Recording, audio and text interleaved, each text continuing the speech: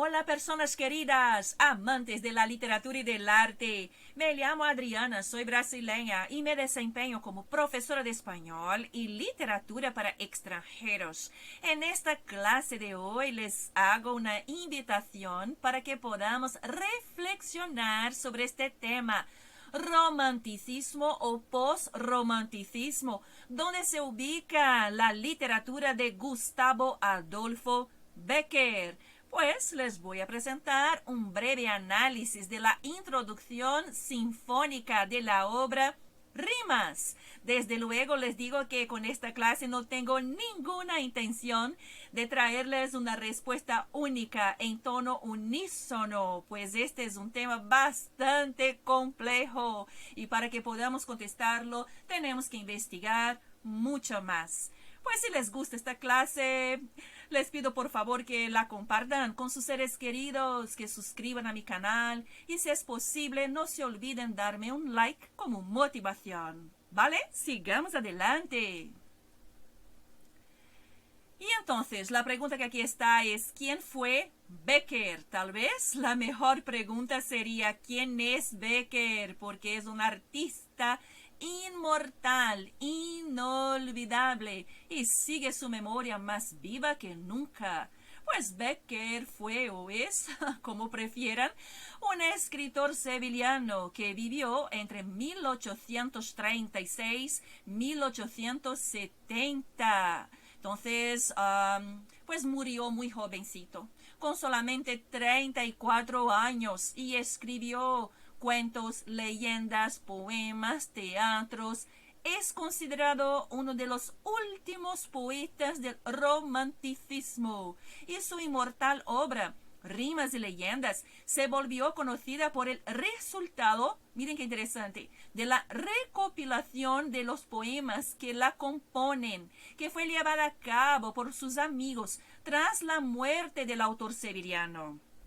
También podemos hablar de la popularidad, de su popularidad, pues Bécquer pues se puso muy famoso, pues su fama empezó con este propósito de un contador de leyendas. Entonces él ganó fama como un contador de leyendas. En su obra Rimas y Leyendas, el autor andaluz expresa su pasión por los temas misteriosos, por las creencias, las costumbres de los pueblos, por todos estos temas que nos inspiran.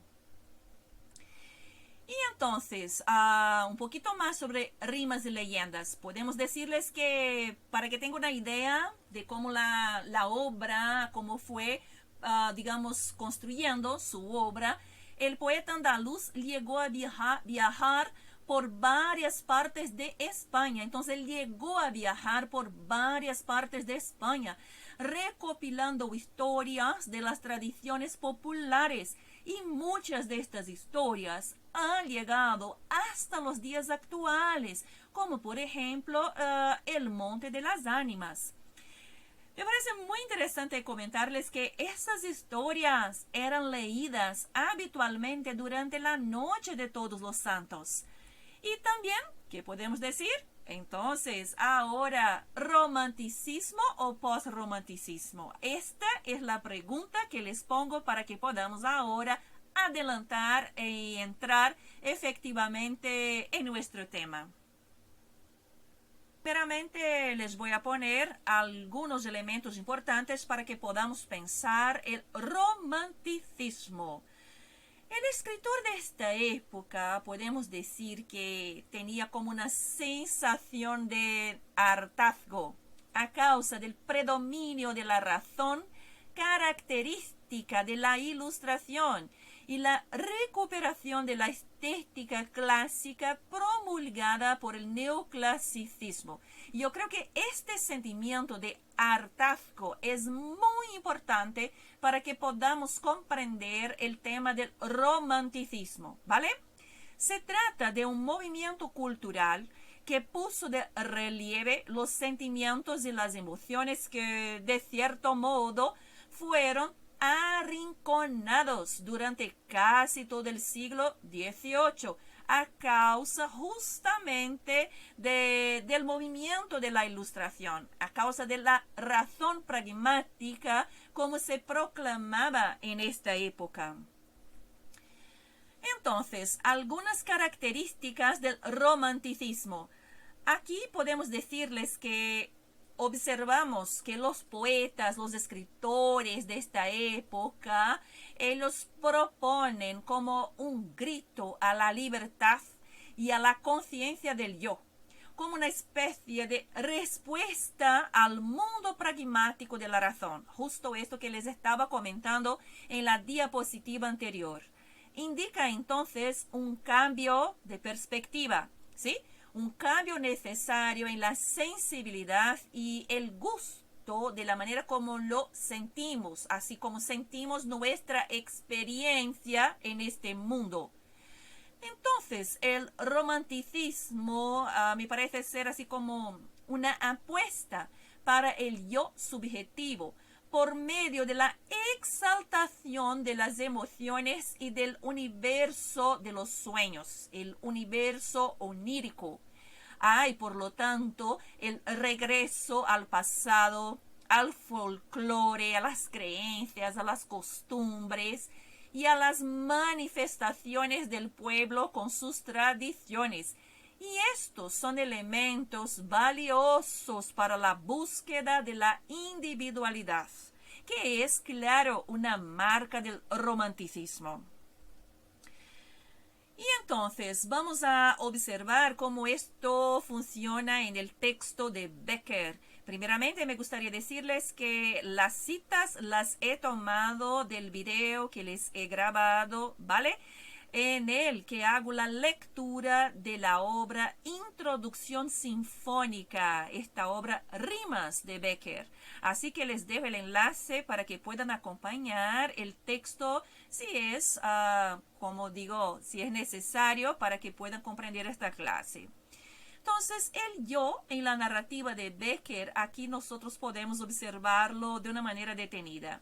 La voz narradora nos dice, y así, aunque mal, vengo viviendo hasta aquí, paseando por entre la indiferente multitud, esta silenciosa tempestad de mi cabeza.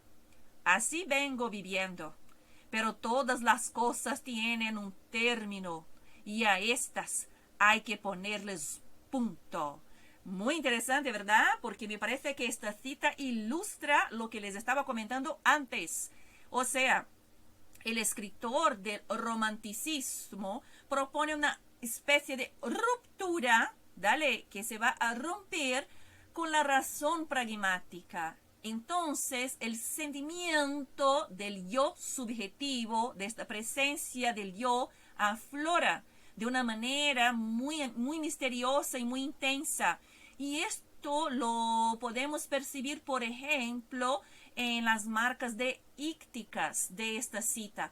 Como ahí, por ejemplo, vengo viviendo hasta aquí y yo vengo. Entonces ahí está la marca de íctica. Así vengo viviendo y yo vengo viviendo de nuevo. Entonces dos enunciados que marcan justamente cómo viene viviendo este yo en la narrativa de Becker.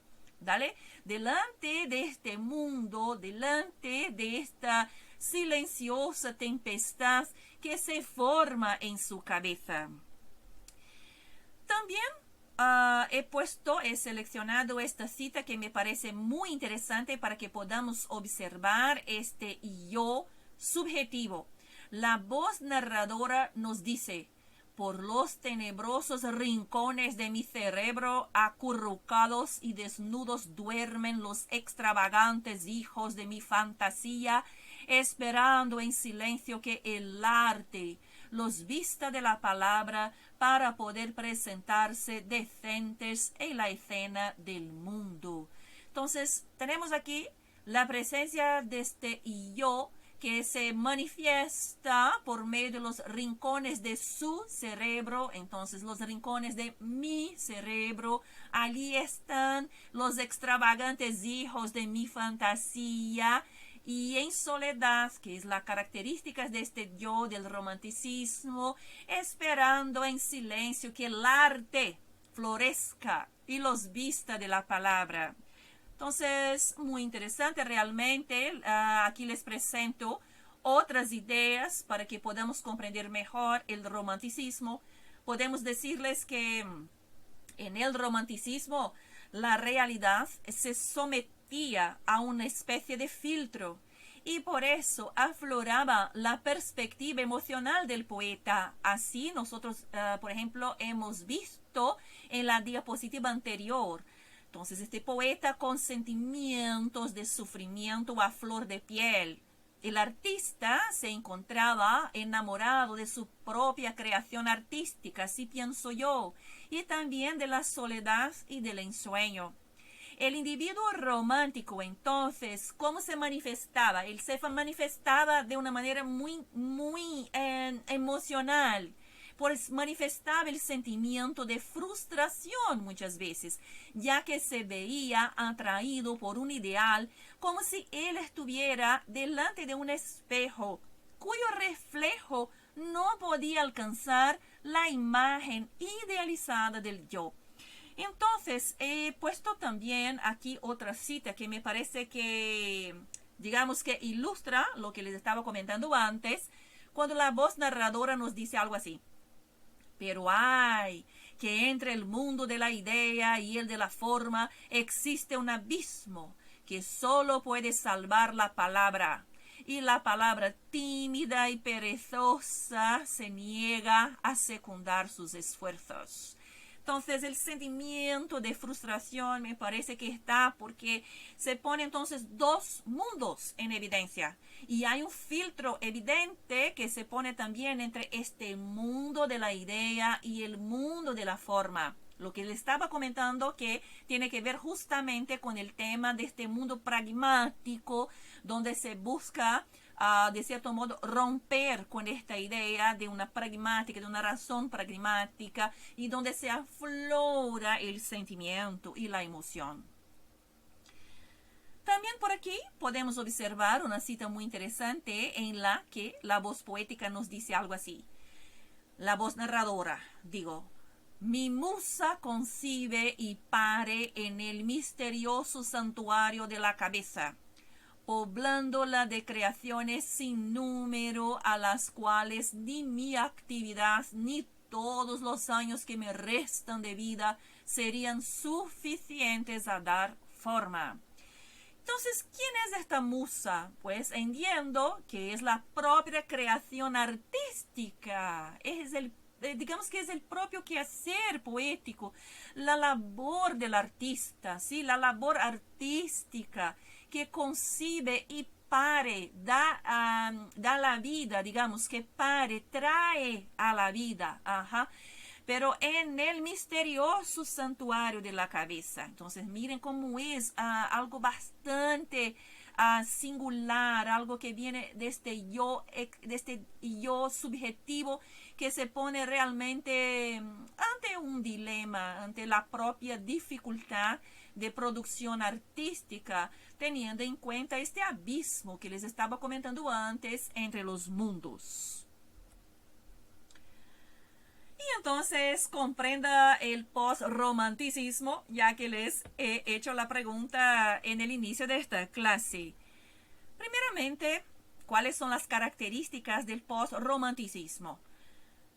He buscado la primera definición de la Real Academia Española que nos dice que el post-romanticismo es una tendencia artística, especialmente musical, que siguió al romanticismo y que conservó algunos de sus caracteres. Entonces siguió al romanticismo con la idea de preservar algunas de sus principales características. Por eso el post-romanticismo es conocido como un romanticismo tardío, ¿vale? Una especie de epígono del romanticismo. Y el epígono es importante entonces comprenderlo. La palabra deriva de la idea griega, o sea, de la propia palabra, del vocablo griego, que significa nacido después. Entonces, el término es empleado para referirse a la persona que sigue el estilo de una generación anterior. ¿Vale? Se ubica el postromanticismo en la segunda mitad del siglo XIX, en la transición entre el romanticismo y realismo. Y es justamente por eso que la historiografía literaria, que muchos investigadores ubican a la obra de Gustavo Adolfo Bécquer como, digamos, como un representante del post-romanticismo. Pues si consideramos esta marca temporal y si consideramos, por ejemplo, las fechas, por ejemplo, el nacimiento de Bécquer, 1800, ahí está, ¿no? 36 y su muerte, 1870. Entonces tenemos la segunda mitad del siglo XIX y también, claro, algunas de las características que son propias del post-romanticismo, pero no podemos olvidarnos de las características del propio romanticismo, que también se incorporan, que también, digamos, que forman parte de la obra de Bécquer. Aquí les he puesto una cita para que puedan comprender tal vez la transición, así pienso yo. La voz narradora nos dice: el insomnio y la fantasía siguen y siguen procreando en monstruoso maridaje. Sus creaciones apretadas ya, como las raquíticas plantas de un vivero, pugnan por dilatar su fantástica existencia, disputándose los átomos de la memoria, como el escaso jugo de una tierra estéril.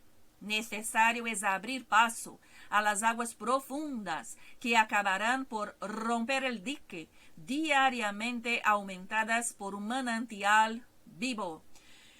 Entonces, aquí pues me parece que podemos observar esta transición del romanticismo y del realismo que les estaba comentando antes, principalmente porque nosotros tenemos algunos elementos como esta idea del insomnio y de la fantasía. De mi parte, por ejemplo, me hace recordar un poco el tema del realismo mágico, del realismo fantástico, que aquí en América Latina tenemos a un gran representante que es Gabriel García Márquez, ¿verdad? Entonces tal vez ahí está un poco del elemento de la mezcla, yo creo, entre estos mundos también.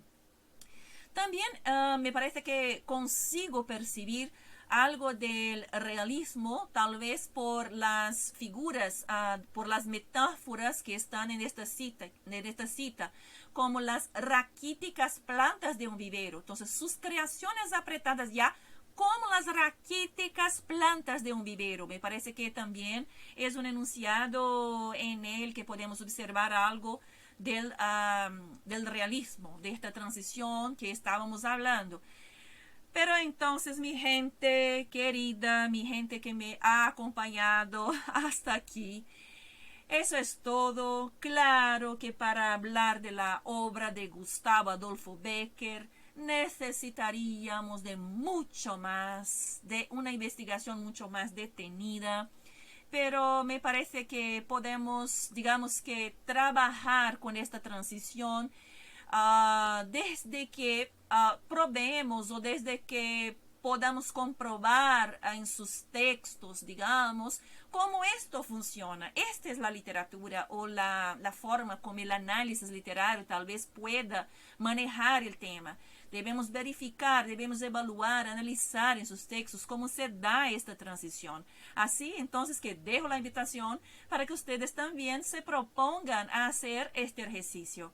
¿Vale? Pues muchas gracias. Aquí están mis principales referencias de esta clase de hoy. Las dejo por aquí y también en la descripción de este video. También les pongo la invitación para que conozcan mi canal en el Instagram. Muchas gracias y hasta la próxima clase.